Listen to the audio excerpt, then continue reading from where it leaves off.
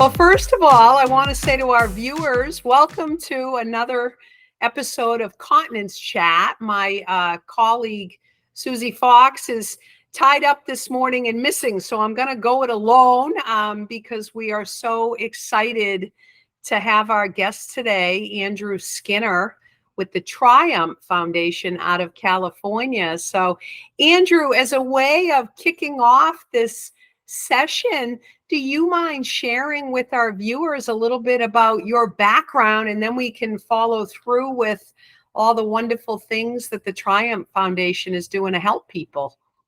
Yeah, sure. No, I'm really excited to be here. Thank you for inviting me as a guest. And continence is such an important subject that sometimes people don't feel comfortable talking about, but it's really important. Most people need to talk about it, especially for folks like me that have a spinal cord injury. My story is I was 24 years old. I was fresh out of college. I had landed a great job. I'd met the girl of my dreams, and I was on top of the world. And I was going up to the Big Bear Mountains in Southern California to celebrate Thanksgiving with my family. And it happened to be winter wonderland that week. It snowed like crazy, and we had spent our days building snowmen and sledding, and I was goofing off on my snowboard. And so I got injured November 26th of 2004, just goofing off in front of a cabin with my cousins and my family. On my snowboard, I went off a little jump. Didn't look like a hard fall, but the landing apparently was, because I broke my 4th, 5th, and 6th cervical vertebrae in my neck and was paralyzed instantly from the neck down. Obviously, it was devastating. Didn't really understand what a spinal cord injury really was. Didn't ever anticipate myself acquiring a disability. So I was very scared and felt very sad and angry and all those stages of grieving and mourning. But I was very fortunate that I had a wonderful family that was there for me. They were a shoulder to cry on. They were there to pray for me. They were there to be a punching bag for me sometimes. But I was very fortunate that I got a lot of return of function back that I didn't have in the initial days, from not being able to breathe on my own to getting some movement in my arms, and ultimately getting quite a bit of function back in my core, and also in I can move my legs a little bit. So I can wiggle my toes, and if you tickle my feet, I'll know it, Deanna. So That's good to hear. I've come a long, long ways, and obviously it didn't happen overnight. Everybody wants recovery to be an overnight sensation, but usually it's more of a lifelong journey. And so I've kind of been on that journey ever since. And like I said, I kind of beat my initial prognosis, and have gone on to do things that I thought were totally impossible for me when I first was lying there in the snow. So I'm very blessed. Yeah.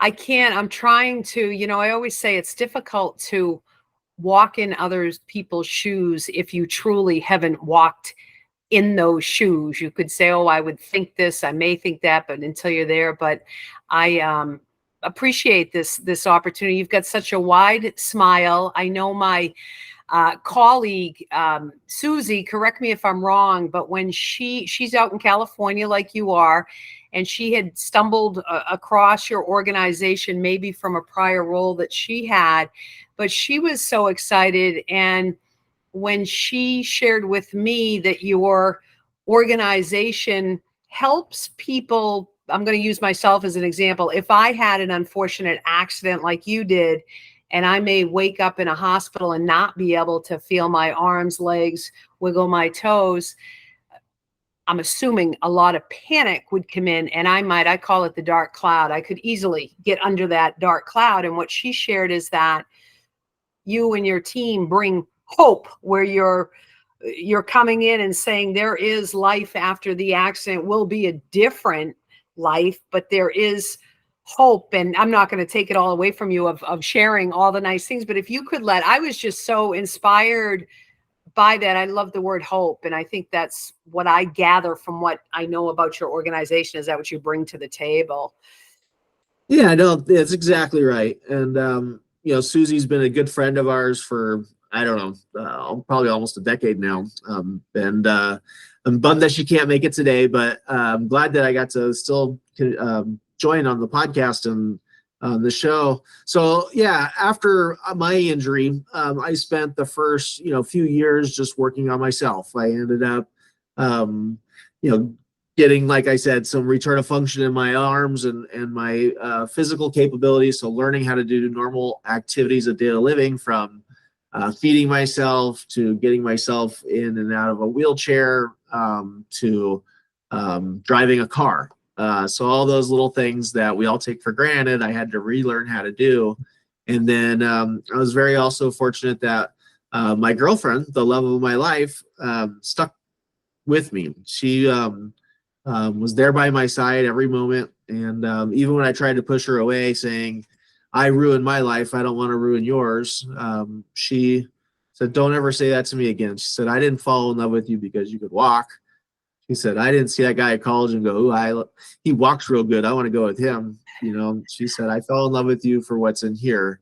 And from that moment, I was determined to be the best man that I could possibly be for her, and to live my life as full as I possibly could, so it's maximum ability.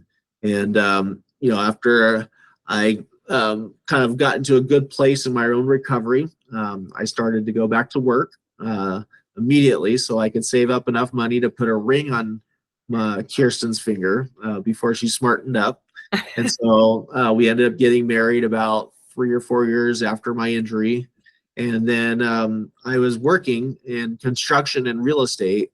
And if you recall, in 2008, we had that big financial, recession. And I found myself kind of without a job at that point. And I always felt like I wanted to help other people in the same situation I was in.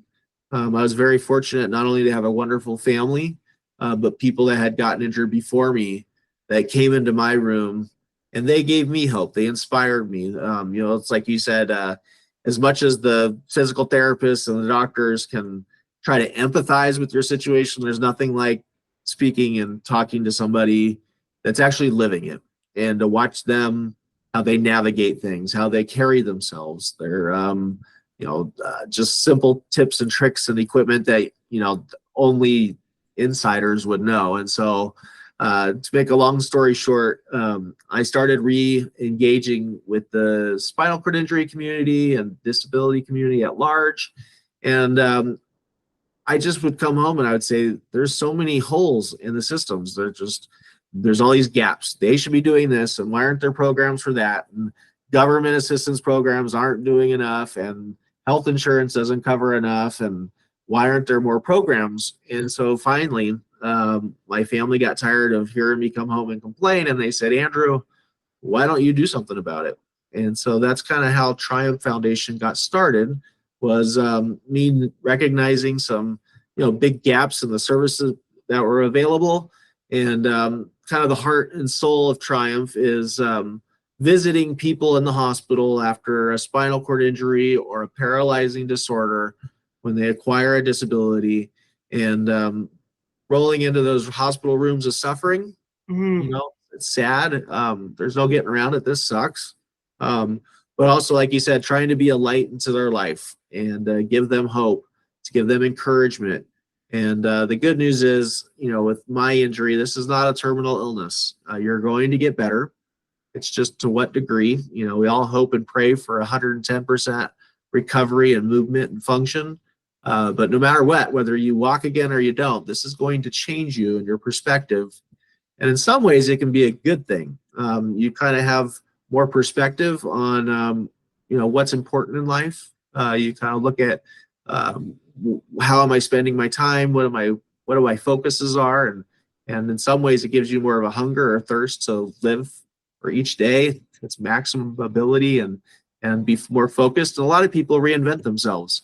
And so anyhow, Triumph is visiting between 200 to 300 hospital rooms every year in Southern California. And we bring along care packs that are full of resources, just information that I wish someone would have told me about. So we have a big focus on educating people about what their options are.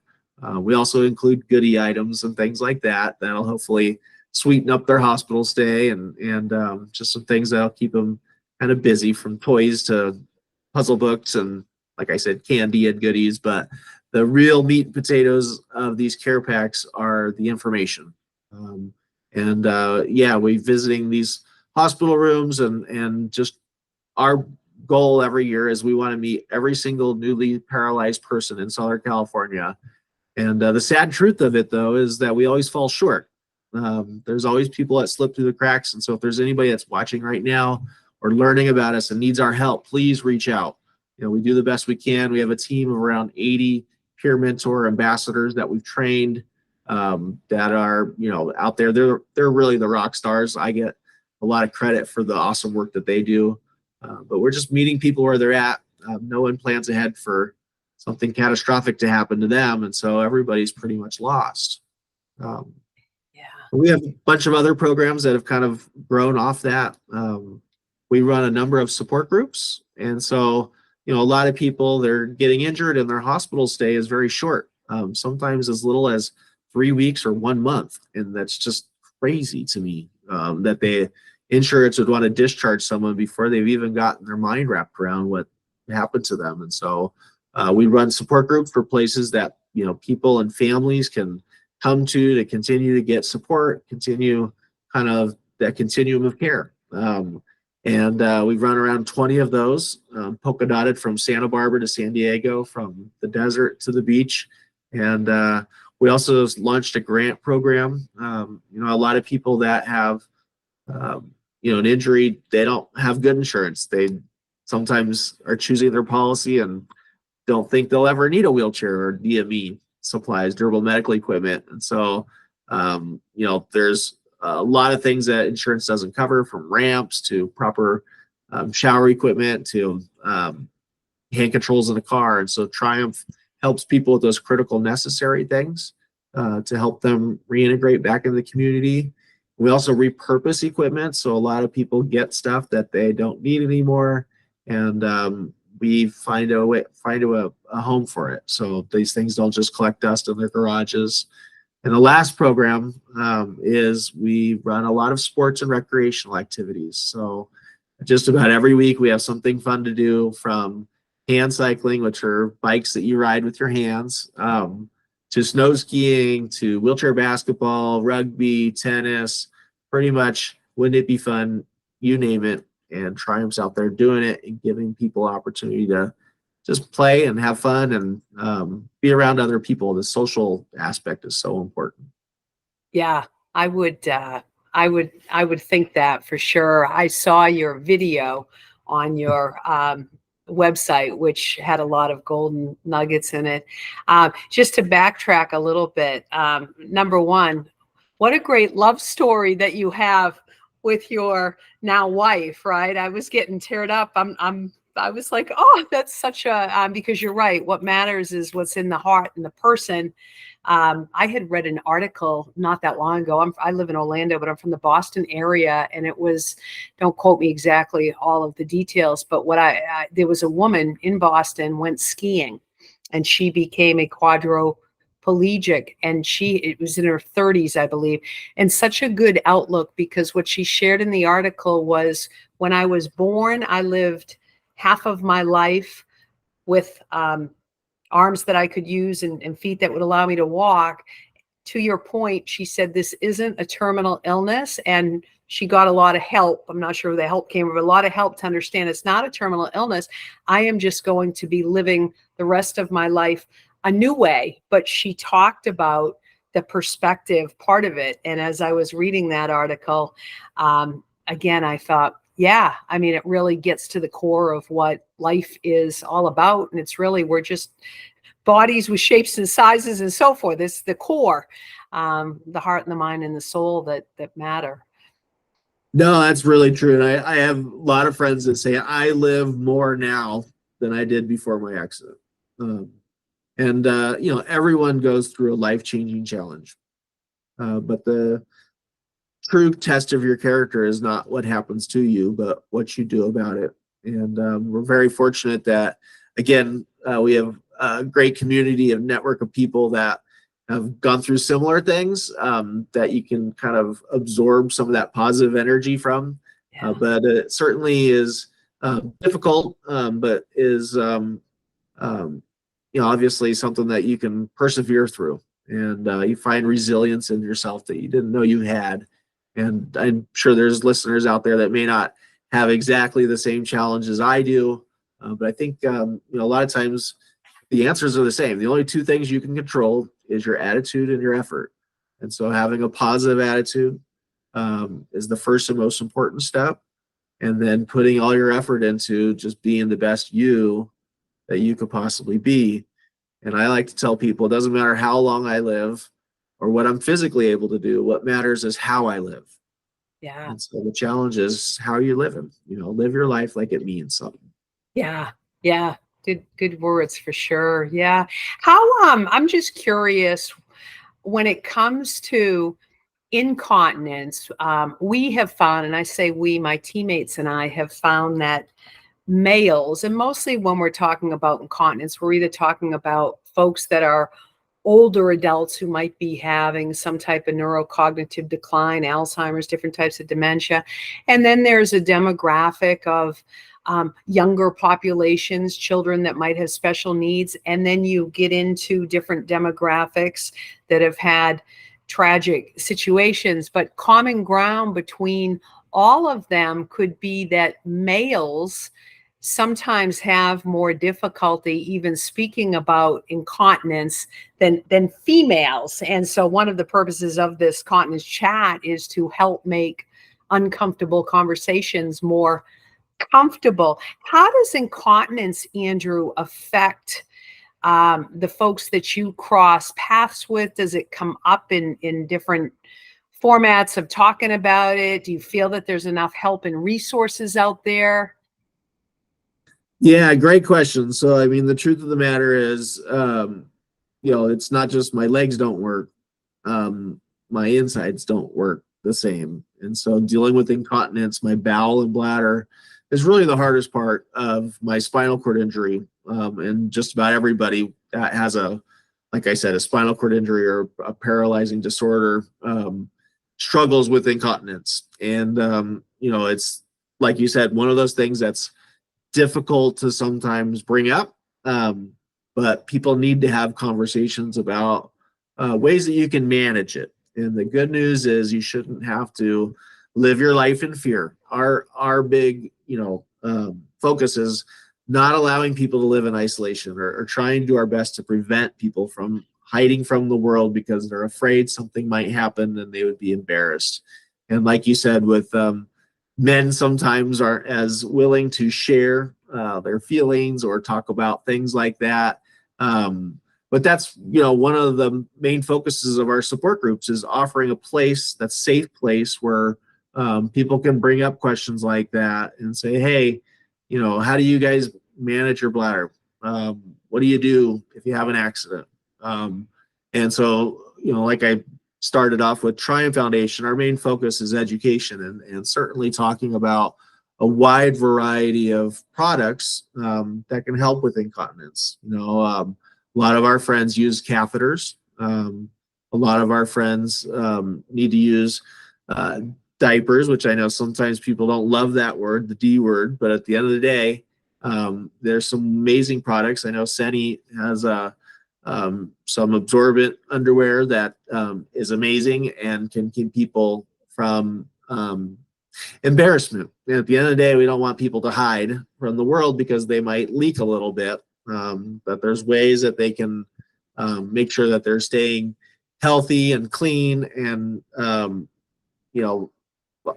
just living and not, like I said, afraid of what might happen. And so incontinence is a huge issue that we have to, triumph over.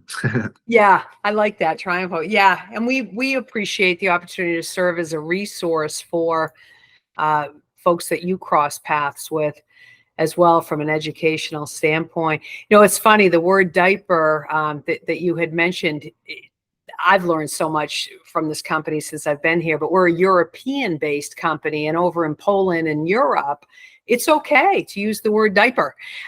Here in the US, due to dignity and just different things, the word brief or pull-ups is more commonly known. At the end of the day, I think you and I had talked offline prior to this for a couple of minutes, is that, you know, we've got to be real with what are we trying to do? Who are we trying to educate? Who are we trying to help? And so I always say, diaper, brief, pull up. At the end of the day, let's talk more about what that product to me is, a conduit to a better outcome that helps people feel less isolated and can go out in public and feel confident that I'm going to have a good day, type of Amen. thing. That's amen to that, right? That's the point. Yeah, you got to call it like it is. Sometimes, you know, I need some products that I'm not, you know, I don't want to say not proud of. Like, I'm not going to be sharing on social media that I have to wear, that I might pee my pants. But on the same note, these products provide solutions to people to live their life and to get out. And a lot of times the sad truth of it is people that are in the hospital provides them with this one type, here you go, this is all you need, and they don't realize the vast array of other options they have.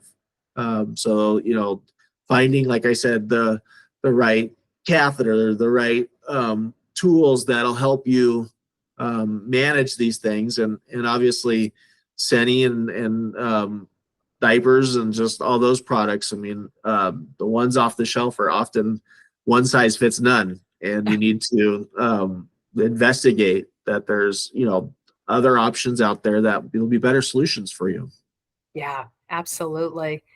I'm curious, boy, I feel like what an incredible world it would be if Triumph Foundation was in every state. I know that Triumph Foundation is in Southern California, but are there other organizations even similar to what you're doing in other parts of the country? I almost feel bad for the other 49 states of the hope that people need. And again, I just curious, are there similar organizations out there, or are you?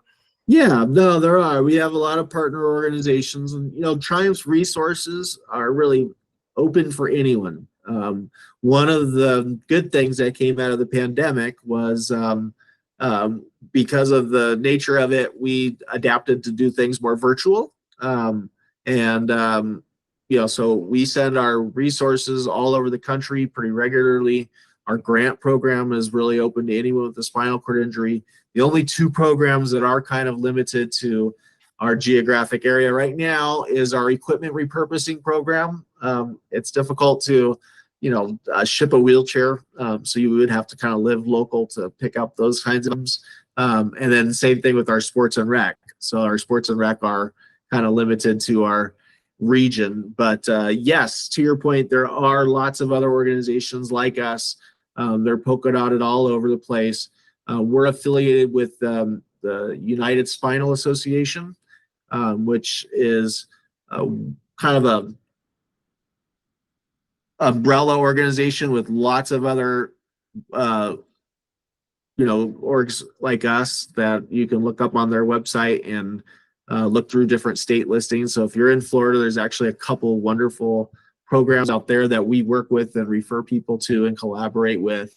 So if there's someone that's looking for something like us, you can obviously reach out to Triumph, but also you might check out United Spinal, which is, like I said, kind of has a network of programming that you can tap into. And the last one I'll plug really quickly because it's new and fresh is there's a program called the 𝗀𝗲𝗄𝗏 Foundation, and the 𝗀𝗲𝗏 Foundation has what they call the Active Project. And so if you are interested in doing some sort of recreational activity, you can sign up on there and connect with people that are also maybe looking for athletics or programming and stuff like that. So they have a wonderful system that they just launched. So I'm really excited about it, the Active Project. Awesome. And how, Andrew, how do people find you for more information? What's the easiest way? And we'll make sure when we share this that we put that in there as well. Yeah, it's just 𝗏𝗵𝗲foundation.org. You know, people can learn all about what we provide, the programming. There's a wonderful resource catalog on there. There's also you know, just updates on all the things that we've got going on, and if people need help, please don't be shy, reach out. Be happy to talk to you and help. We have a wonderful team over here, but a lot of times you get me, for better or for worse, answering the calls, and I just have a heart, you know, to serve, and been very fortunate myself, and fortunate to be part of other people's success stories too. So I'm very proud and happy to be, you know, a service. Yeah. Well, I certainly appreciate you. I know Susie adores you. Just love your attitude and inspiration of providing hope. At the end of the day, that's what life's all about. So Right. thank you. Thank you so much for taking your time today, because I know you're busy. No, I'm happy to do it. And like I said, I'm a big fan of Seni, and I'm also always trying to reach people that don't know about us. So if you've never heard of Triumph, check us out. We'd love to connect with you. And yeah, never lose hope. Life is worth living. Thanks so much, Andrew. Thank you. Thanks.